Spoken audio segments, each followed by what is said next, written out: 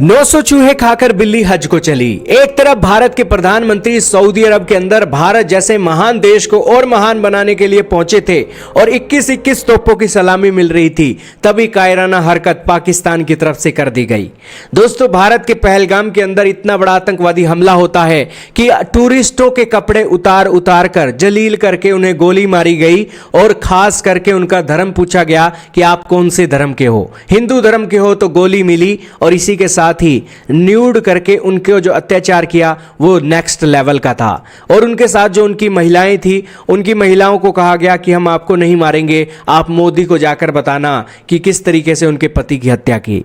इस तरीके का निर्मम हत्याकांड एक ही कौम कर सकती है और वो कौम इसी एक पड़ोसी देश पाकिस्तान की है। पाकिस्तान 900 चूहे खाकर हज करने वाली बातें कर रहा है और बड़ा भोला और शरीफ बन रहा है। पाकिस्तान का डिफेंस मिनिस्टर आता है और वो कहता है कि उनका कोई भी रोल नहीं है और ये जो घटनाएं हैं कश्मीर के नौजवानों ने की हैं।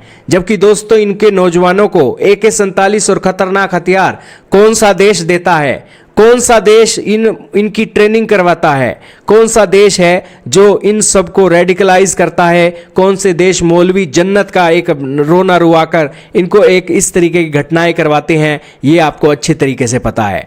तो यही कारण है कि दोस्तों, यहां पर अब साफ हो गया है कि पाकिस्तान के प्रधानमंत्री शहबाज शरीफ जब तुर्की के लिए रवाना हुए तब भारत के प्रधानमंत्री सऊदी अरब जा रहे थे। पाकिस्तान के प्रधानमंत्री ने तुर्की जाना क्यों चुना?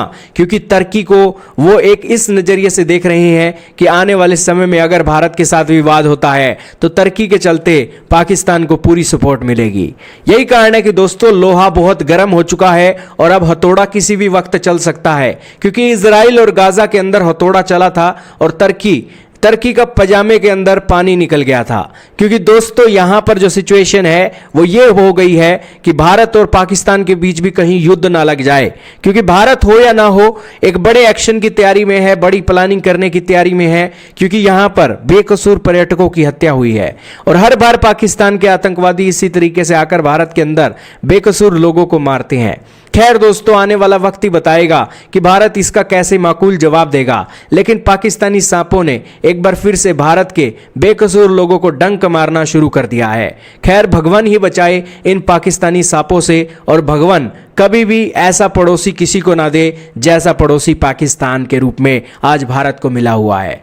खैर दोस्तों, दुनिया के देश अपने देश की डेवलपमेंट करने के लिए हाथ पैर मारते हैं, इन्वेस्टमेंट लाते हैं, इसी के साथ फैक्ट्रियां लगाते हैं, लेकिन पाकिस्तान जैसा देश दुनिया के देशों के अंदर आतंकवाद फैलाने के लिए जाना जाता है और इसी के साथ ही आतंकवादी घटनाएं करके एक दुनिया के देशों के अंदर अपनी ताकत का लोहा बजाने की एक कोशिश करता है।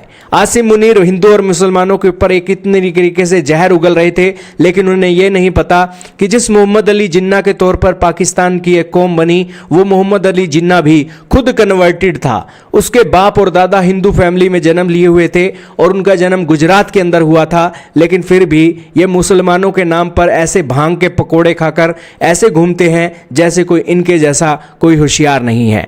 आपका क्या मानना है दोस्तों? कमेंट सेक्शन में जरूर बताइएगा। लेकिन इस नापाक कौम की ना तो एजुकेशन हुई है, ना ही दोस्तों ये इंसान कहलाने के लायक बचे हैं।